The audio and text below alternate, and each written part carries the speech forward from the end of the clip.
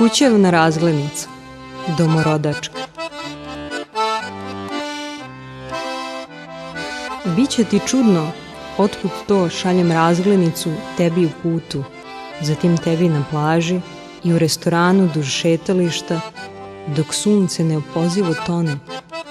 U vodi gledamo, veruj mi, ista sunčeva izmicanja, ali moje telo sklupčano je duboko u unutrašnjosti ovog poluostrva, nasukano kao riba na krevetu, i dok natežem iz flaše običnu vodu, skoro da osjetim so koje isparava tamo, kod tebe. Kažem ti, vreme je ovde uobičajeno loše, kao da je postavljen standard po kojem tako i treba da bude. Odlazim do pošte. Opisujem krug s nevidljivim komadićem kartona u unutrašnjem džepu.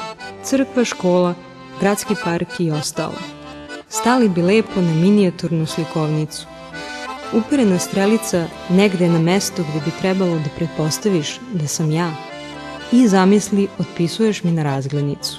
Nekim sitnicama, vodom koja nosi moje ime, ribom i pirinčem na tanjiru, prethodno pojedenim, zasenčenim mestom koje ni u jednu razglednicu neće moći da stane.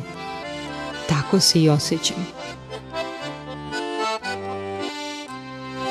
Razglednica je, pretpostavljaš, jedna umišljena stvar, belina koju bih nekako da popunim dok poredim dve vrste putovanja.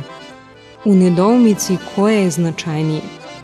Ovo ovde u sobi, kao da je svaki korak nevidljiva granica koju treba preći, ili to stvarno kretanje tela koje nas iskrivljuje nalik neravnom ogledalu, a san vrca zajedno sa svakim odbleskom sunca na vodi u ono što smo ponovo. Ne umem da dokonam. Rekoh, vreme je ovde nestabilno, unutrašnji sat preskače svaki peti otkucaj, uostalom počinjem da se ponavljam. Dovoljno je još jedino da napišem: čekam da se vrati.